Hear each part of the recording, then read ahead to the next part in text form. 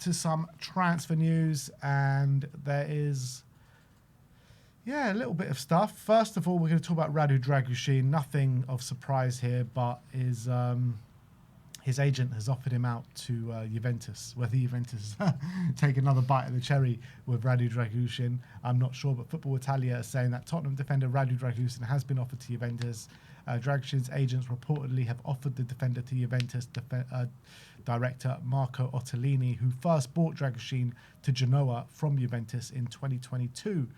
Tottenham are ready to sell between 20 and 25 million euros. Look, I mean, we're not going to stop hearing rumours of his exit until he actually goes. So let's hope a deal can be done pretty soon. I don't think he goes to Juve because I think they've gone in a different direction under Spalletti. He's a very kind of offensive manager. He likes his players to be very technically proficient, very comfortable on the ball. So I don't think Dragusin goes there. But what I do reckon is there's a certain sporting director out in Florence who brought him to Tottenham, who I think might be interested. And I reckon Fiorentina, I predict they'll probably come in for him. And I think Paratici probably likes him. That's why he brought him in the first place. Don't they play a more of an attacking brand of football, though, as well? I think they're like last season, they were bottom half. They did get stay up quite comfortably in the end. Because their last manager before this current one was Italiano, and he obviously plays... crazy. Well, Paratici bought him for an attacking manager, didn't he? Yeah, it's true. So I think Fabio. Do you not think Fabio realizes he made a mistake? No, I think he backs it. Yeah, I think he backs it. I think he's going to go back in for him, and I think he's going to think, look, come back to Serie A, play for Fiorentina, get a starting spot, and he'll look. He's done well at Serie A before, and he knows as well. We spent 30 million on him, and if he can get, he's probably can get him for half price. So I reckon Fabio comes back in for him. That's my prediction. There has been those rumours. There has been, across the summer so far. So look, we'll have to wait and see. Do us a favour, Don. Come on, a parting gift. Next up, we are going to talk about Jed Spence. There's been an interesting rumour on Jed. Obviously, Jed had a really good cameo last night for England at the World Cup. And Paul Joyce, who's fairly reliable with Everton news, says that Jed Spence is one of the names on a possible right-back target for Everton. The other names on the list are Wan-Bissaka and Bellanova of Atalanta. But I mean, this is there's no chance we let Spence go to Everton, I'll tell you that. No, I mean, I'd like to think not, albeit right now he's not. I mean, he's probably not going to be our starting fullback when you think about who's probably first choice right now. You never know. Maybe he can win that spot off Porro or at left back against Robertson or Doggy or maybe Van de Ven next season. But right now, Porro's just signed a new deal, so. Is it possible Spence might look at the situation and think, if someone offers me first team football playing every week, I might be willing to go there. A new deal as well. Back end of last season. Can't remember. Was it then? Might have been. Last season he signed a new deal. Yeah. Yeah, but he's not going to be our starting right back, is he? No, he's not going to be a starting right back, but he's still going to get significant game time, in my opinion. You know, as De Zerbi says, he wants two players in each position. So I don't see De Zerbi sanctioning a move for Spence to leave. But if you're Spence, you know, I'm not saying necessarily Everton, but if a good club comes in for you, would you not be open to a move potentially when you've got Porro in front of you constantly? There's been rumours about Juventus potentially being interested in Spence, but maybe a couple of years down the line or a year down the line if he gets frustrated. But as of right now, I don't think so. How much do you reckon would have to be on the table to tempt Tottenham? Probably north of 40 million, 45 million, something like that. Yeah. Had a good, but we'll talk about it later. Had a decent performance for England yesterday. Look, I obviously want to keep Spence because I think he's very valuable to the team, considering his versatility, and he's a very good player. So I wouldn't want to lose him. But if a good offer comes in, I guess you've got to be open to it. Yeah, it depends what their offer is. But if Everton are desperate for him, I mean, could you see Everton putting up 45 million to make him their first choice right back? I mean, because they need, obviously, Coleman's retired. Jake O'Brien has been their first choice right back for the last season. He's not bad, but obviously Spence offers something very, very different. I mean, in this day and age, 45 million isn't a crazy outlay for Premier League clubs. When you look at Spence, I think that he's a very confident person, and I think he backs himself against anyone. He thinks he's the best. So I think he looks at himself as one of the best right-backs in the league, and I think he'll be looking at this season relishing the prospect of going up against Porro for that number 1 right-back spot. Or if they said, if you give us 15 million and Spence, you can have him die. 15 million and Spence for Ndiaye. I might take that, you know. I might, because I think that is a position that we desperately need, and I think Ndiaye is of top quality. But look, that's not on the table, so I think let's just keep Spence. Yeah, I think I don't think he should be for sale. I think the pie line should be, because I think as a squad player, or even if as a starter, I think he is a very good player. So I think hopefully next season he's going to be playing more at right back as well. So hopefully we get to see him improve his performances in his more natural position. But yeah, I think it's interesting from Spence's point of view, because it just seems to be whenever there are other players fit, he doesn't get the nod. So I wonder at what point that starts to get frustrating. Yeah, I think, look, give it a year, give it another year. We're seeing De Zerbi in its purest form next season, so let's see what he's got cooking up for us, because we still don't know. All right, next up, we shall talk about Vicario. There's been more rumours on him from DiMarzio, and DiMarzio says that it's not only Juventus that are now interested in Vicario, Napoli as well, in the event of one of their 2 goalkeepers does leave this summer, which is apparently a possibility. So suddenly starting to get a bit more interest for Vicario, which is good. Obviously, Napoli have quite a good keeper, I think, as their number 1 right now. So he would have to be sold, and he would have to be probably sold to a decent team. So quite a few moving parts for Vicario to go to Napoli. Juve, we've already spoken about their interest in Emi Martinez, so whether they choose Vicario over him because he's a cheaper option, or they go for the bigger name who's maybe more of a statement signing. I think, Juve going into next season looking to try and re-establish himself as one of the top teams in Italy after a really disappointing season again. It's been a really disappointing period, hasn't it, for Juve? So whether Vicario is the guy they want in goal for that, or whether they want Martinez, we'll have to wait and see. I do think he goes back to Serie A, but I don't know what team it's going to be. It's hard to say. I think the question is not if they want Emi Martinez or Vicario. I think they do want Emi Martinez, but I think a deal might be a bit too expensive for them. I think that's what the sticking point is, which they might end up landing on Vicario. But I think they're stuck making that decision right now, whether they push the boat out for Emi Martinez or go for Vicario. And I think this has probably been put in the press by Spurs to be like, look, Napoli might take him if you don't hurry up and make your decision. So let's see what happens here. But it also seems that Inter's out the question, because they just signed a keeper yesterday. So that was one that looked like it was nailed on for most of the season. All the reports were into Vicario. So that one now seems off the table. Yeah, he had personal terms agreed and everything. So looks like it's a straight shootout between Juventus and Napoli, unless someone else comes forward and becomes interested in him. But yeah, I'm not sure where he's going to end up. I've got a feeling he might just end up at Juventus. There's a report from Spurs Journal on X, obviously an ITK, saying that Bergvall could leave the club this summer. Chelsea and Aston Villa are interested, although this matter is not advanced as of now. We have spoken a lot about Bergvall in terms of where he fits in next season, maybe a potential loan, something like that. It would hurt me to see him go to a Chelsea or even an Aston Villa, because I think this guy has a big future and supreme quality. But there is something to say, like, does he fit in even under De Zerbi, never mind for the future? I think there's no reason why not, but right now there's a lot of rumours of big midfielders coming to the club. We know that we've been lacking in this area for a few seasons, definitely in seniority. As talented as Gray and Bergvall are, and I think we all appreciate that they're very talented players and they're going to have big futures.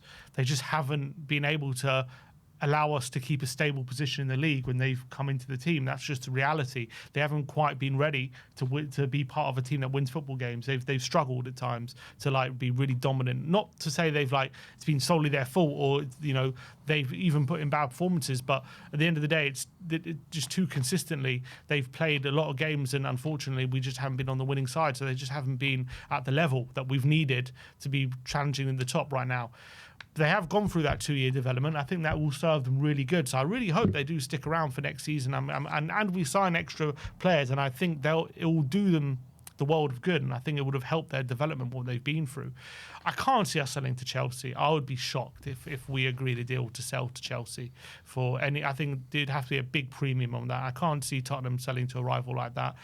When it comes to Villa, again, I can't see us selling to a Premier League rival unless it's a really good fee. I just can't see it. Maybe a loan deal. I don't see us selling to a Premier League rival. I think we are going to keep him. I don't think we let him go. I think we're probably open to letting him go because, as we've said before, we've got so many of the same profile, and it is a bit of an issue. Obviously, there's lots of talk of Sarr leaving. We don't know what we're doing with Paulinho right now. Basuma's obviously gone. That we want to clearly bring in Tonali plus another, and we've still got Bergvall, Gallagher, Gray, and Bentancur still there as well. So we've got an abundance of something kind of needs to be shifted. So I'm not like shocked that maybe they're thinking about, look, maybe Bergvall goes on loan. Someone continues his development, and we bring in a couple of midfielders just to make some space. I'm not shocked that that's being considered, but selling to Chelsea, I just can't see that happening. I really don't want to see him go, man. I believe in him and Archie Gray's talent so much, and I think at the age of how they've performed for the last 2 years, I mean, Archie Gray was our player of the year last season, whether you agree with it or not. Bergvall was our player of the year at 18, These guys are putting top performances for us. I think Bergvall wasn't given the best case for development last year under Thomas Frank, playing here, there and everywhere apart from his natural position. So I want to do our best to keep both these players and give them game time next season. And, as people are rightly saying in the chat, he becomes homegrown next season if we keep him around. So if we loan him out, we lose that. So if we're going to keep him, I think loaning is out the question. We have to keep him in the squad next season just for that aspect alone, because that can be so valuable. If we get back in Europe the season after, we know the problems that we had last season or this season registering everyone. We need as many homegrown players as we can get. So we need to keep Lucas and Archie around the squad just for that aspect alone. Yeah, I think that's the most preferable thing for me. I think you keep them around, and they're super talented. What happens if you keep them until January and then loan them in January? Do they still get that homegrown status? I don't know. I think if you loan them in England, I think it's okay. I'm not sure. I'm not 100% sure on that one. Well, if anyone knows that, let us know in the comment section below, because that could be a decent one. Like if you keep him around till January, get him playing in the early rounds of the cup. We're in the second round of the Carabao Cup this season. Get him some game time there off the bench. He could be a value. And this is assuming that we sign like Tonali's and these big midfielders that we're hoping to sign. And then maybe when the games kind of slow down after the new year, you can get a good loan spell for them. Says no, they would have to be 3 years total. So 3 years total. Okay, that's what they're saying. It's interesting how De Zerbi sees him, because obviously De Zerbi started him in the first game against Sunderland in the 10, and then we didn't really see him as much. And when he did come on, he was always pretty much playing in that number 10 position. So he didn't really trust him to play that double pivot position. And maybe that's a problem he has to sort out. I watched him for Sweden. They played him a bit more advanced as well. They didn't play him in a double pivot. Bit more of a 4-3-3, but they played him in one of the more advanced positions.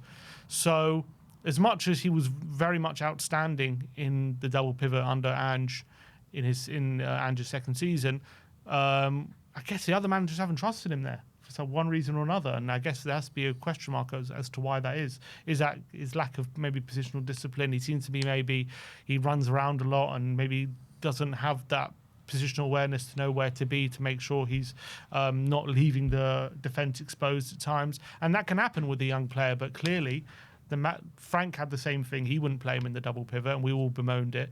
But De Zerbi was similar, but it was obviously it was 7 games, but he was also wouldn't play him in the double pivot. Yeah, look, I think for your nation, they've obviously got probably other players that they play there. For De Zerbi, I mean, he's just coming into the club, just trying to figure out everything, and he only had 7 games. It's a small sample size. I think if he was at Spurs next season, I think you'll see him more, a bit deeper for Spurs. I do believe that.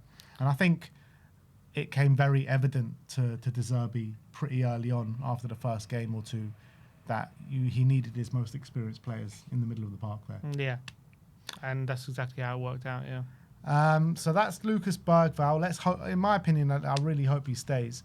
The last one for the Tottenham update, we're going to talk about Sandro Tonali once again. And Ben Jacobs says that Newcastle are braced for bids for Sandro Tonali and are expecting multiple suitors. Spurs and Man City now are both in talks with Sandro Tonali. Arsenal inquired in January and are still assessing midfield options for this summer.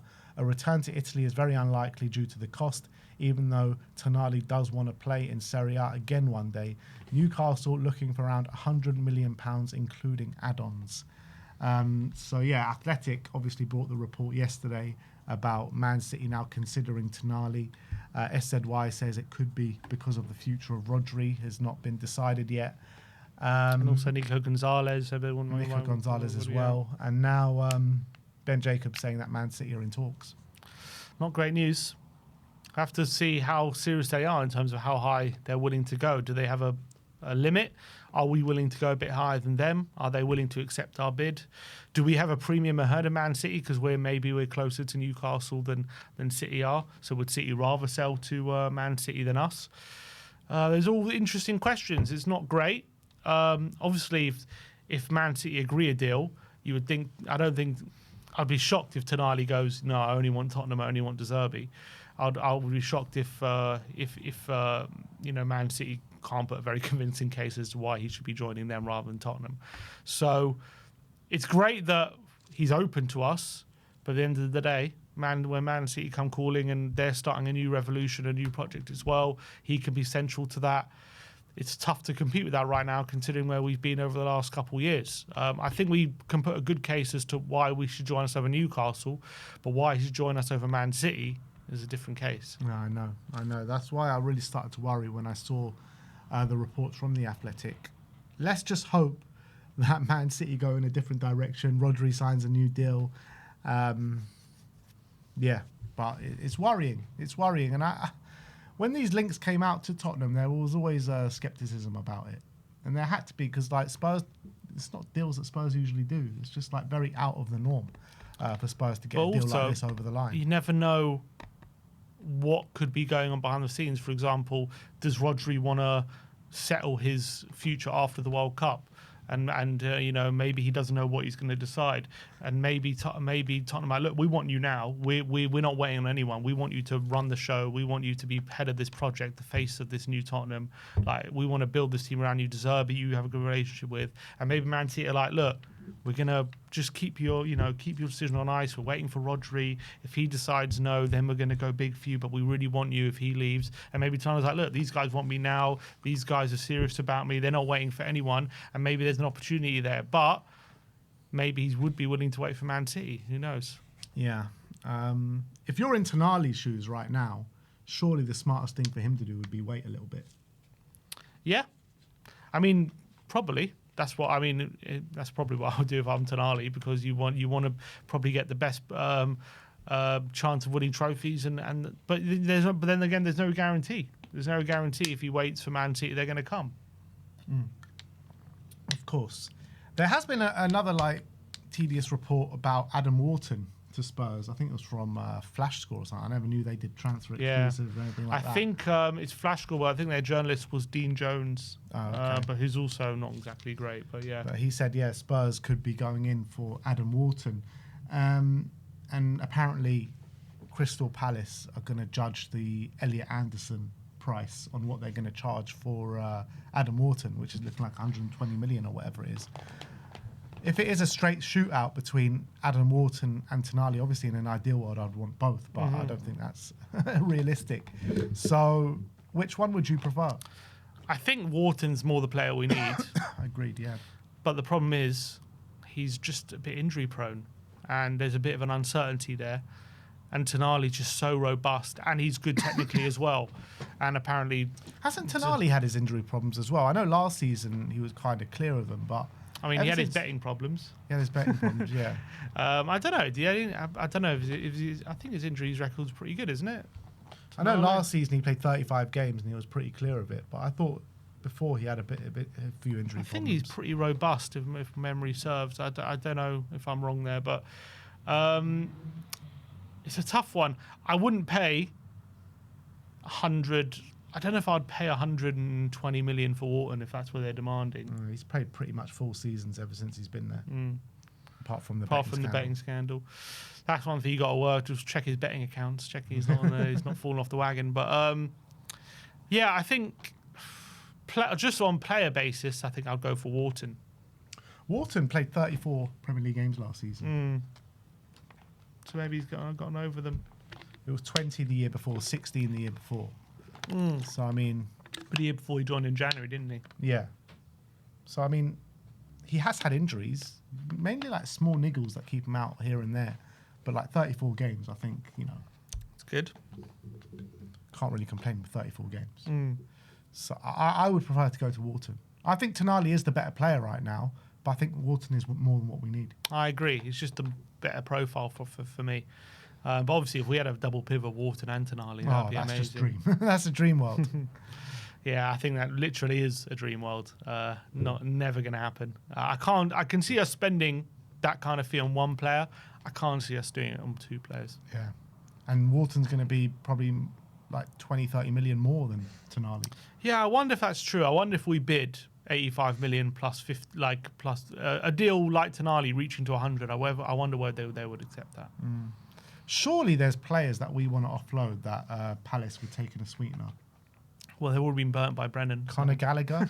Conor Gallagher going back to Palace. I'm sure they'll take him. They've already been burnt by Brennan. Yeah, but I mean, it's true. But look, that is your Tottenham update for today. Let me know. What if you could include like Bergvall or Gray in a deal for Wharton? Bergvall. I think we might have to do that because Wharton is special.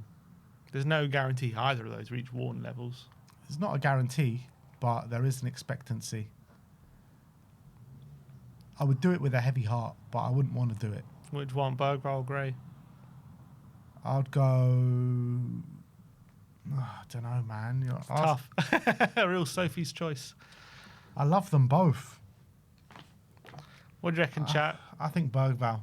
Not Gray. No. You wouldn't do the deal? I think Bergvall over Gray. What do you reckon? You think keep Bergvall, you mean? No, keep Gray. Keep Gray. I think... I'll keep... God, it's such a tough one. I'll probably keep Bergvall. I think. I don't know. Gray's versatility is so valuable, though. Maybe I'll keep Gray. Yeah, man. Why can't we give him Dragusin? That's a good question. Yeah. Let them take Dragusin. They would love Dragusin there at Palace. They play 3 CBs. They need another one. Exactly. They would love Dragusin there. Pape Sarr. That's not a bad shout. Right, Dragusin, Pape. Give them both. Dragusin and Pape, and we'll throw 20 million on top as well. Would you do a straight swap, Gray and Bergvall for Wharton, no cash? Gray and Bergvall for Wharton, no. You wouldn't do it? No. No cash? No, I wouldn't do it. You're saving 100 million potentially. I don't care. Spend the money. It's not my money. What if that means we can also get Tonali? Well, if we're going to end up with a midfield of Tonali and Wharton, I would do unspeakable things for that. So you would do I would do unspeakable things for that. You would allow Gray and Bergvall to leave to get that double. If it was a straight swap for Tonali and Wharton for Gray and Bergvall, yes, I would do that. I think it'd be stupid not to do that. I'm saying if it frees up the money to also go for Tonali, if we just do the straight swap. Yeah, you've got to do that. You have to. These guys are like Premier League ready players. Gray and Bergvall, they've got big futures ahead of them, but they're not there yet. It'd be too much. You'd have to do it. Yeah. All right. Well, that is your Tottenham update for today. Let me know your thoughts in the comment section below.